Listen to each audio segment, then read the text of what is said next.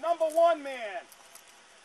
The number one man rams the charge home.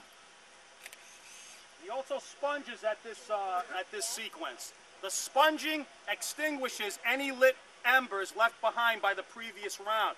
You'll also notice he has this U-shaped rammer. This was not used during the American Civil War. We use it today for safety purposes. It was used in the 1840s and is known as the French rammer. They did away with it in the American Civil War to streamline the drill.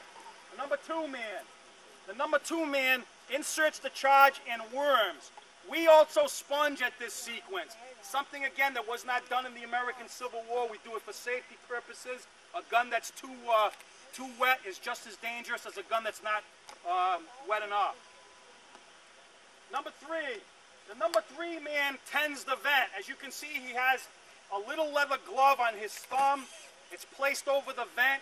It keeps any air from being sucked in during the sponging sequence. It's a very tight fit, so when they pull that out, air could be sucked down and could fan any lit embers left behind by the previous round, making it a very dangerous situation.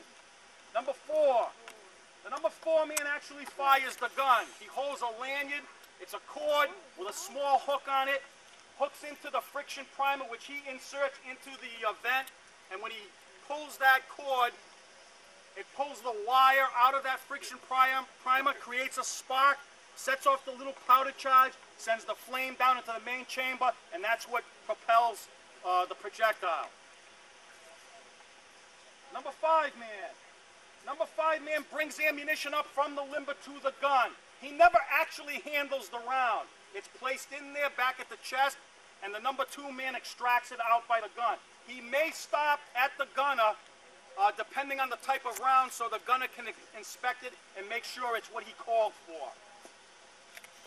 Number 6 and 7 men. 6 and 7 men would have been back here at the chest.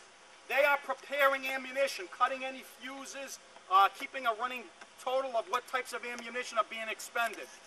There's also a chart on the inside lid of the chest, which tells them what degrees of elevation the gun has to be placed at to attain the desired range. And you'll hear them calling back to the gunner, so he knows what, how much to elevate his gun. The gunner. The gunner is in charge of the gun crew, usually a corporal. Today it's our Corporal Canham. He would have been in charge of this gun, making sure that everything is going according to plan. He's calling for the types of rounds, and he actually sights the piece. The chief of the piece. Chief of the piece today is our Sergeant Kennedy. He would have been in charge of this gun and the caisson to the rear. The section commander. The section commander today is our Lieutenant Lauren Andrews from Battery C, 1st Rhode Island Light Artillery. He would have been in command of 2 guns, so these 2 guns are under his command.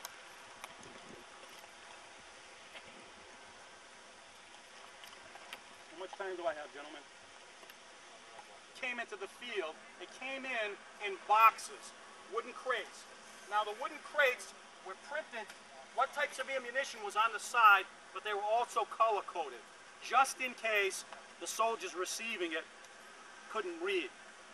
The literacy rate was very high during the Civil War. There were a lot of people that could read and write. But just to be on the safe side, they also color-coded the boxes with the different types of ammunition. And when they came into the field, they came in these crates. They were transferred from those crates into the ammunition boxes. Inside the ammunition boxes are partitions which accept the different types of ammunition. Now, in the boxes, there was a material which they referred to as tow, T-O-W.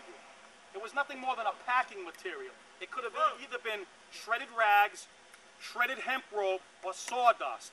A lot of times the soldiers took that stuff out and packed it in their chest so the rounds wouldn't jostle around.